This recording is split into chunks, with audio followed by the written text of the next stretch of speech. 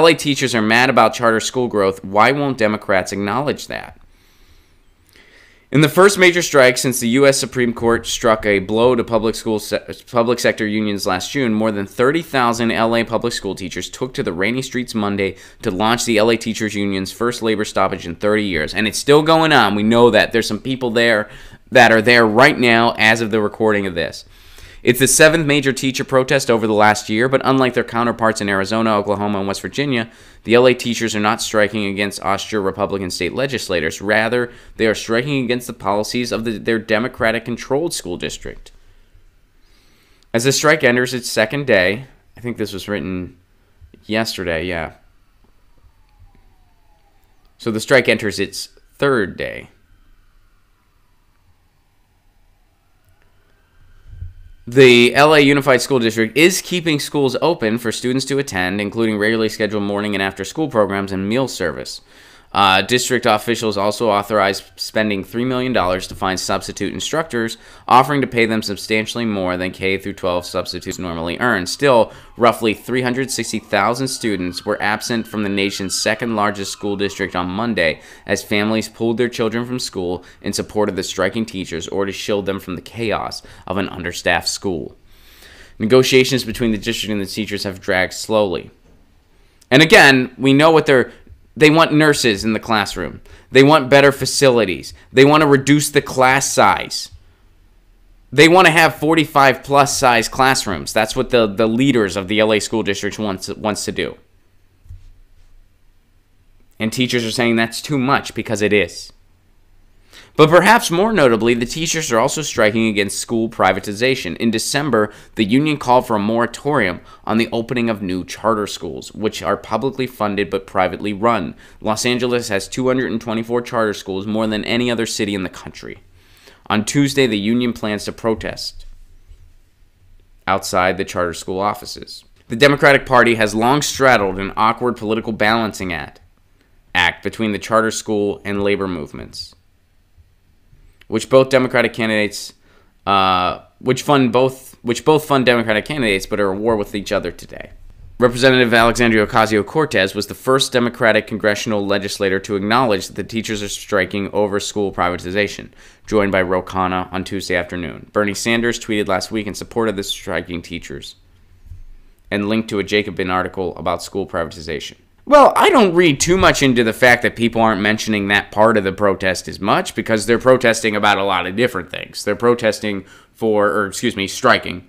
I guess technically they're protesting too, but striking. They're striking for better resources in the classroom. They're striking for smaller class sizes. Again, they're striking for nurses. I mean, that's the big thing. There's not a nurse at any given time for a student.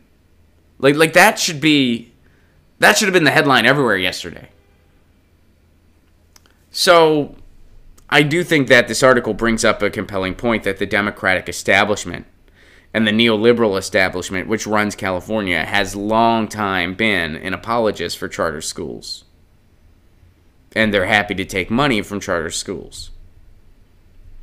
But I don't think the people on the ground are intentionally neglecting that part of the strike. You know what I mean? Like, I think the people that are protesting, the people that are striking, I don't think they're intentionally not talking about that part of it. So, but that's another piece of the puzzle. You know, charter schools are getting all these resources, which, you know, it negates the whole idea of education as a public good. And when you get away from the idea of education as a public good, you veer into very, very dangerous territory. The idea of education becoming solely for the elite or restricted to the elite, that is literally textbook definition fascism. That's what that is. And we're going in that direction in the United States. When the fifth largest economy in the world does not have properly resourced classrooms and does not have properly sized classes, that speaks volumes. And it's because the resources are going elsewhere. It's because the resources aren't going where they need to go. So So this is a serious problem. And right now we're in day 3. And all power to the teachers that are out there. All power to the supporters that are out there. They're doing really important work because striking has been somewhat successful so far. It was successful in Oklahoma. And they're doing it out in the rain, which I know for some of you in other parts of the country, you're like, come on, Ron, the rain. I'm like, hey, this is Southern California, all right? The rain is a big frickin' deal. The rain is a big deal here. I've acclimatized. I used to live in some of the rainiest places in the world. But now when it rains, I'm like, holy shit, I guess I need to shut down everything today. I have acclimatized. Solidarity to the teachers. Get your news on with Ron. Don't you want to know what's going on? We're getting our news on today. Get your news on with Ron. Don't you want to know what's going on? We're getting our news on today. Yeah, yeah, yeah. You can tweet me an article at Ron Placone. We'll go through it together and make it our own. Get your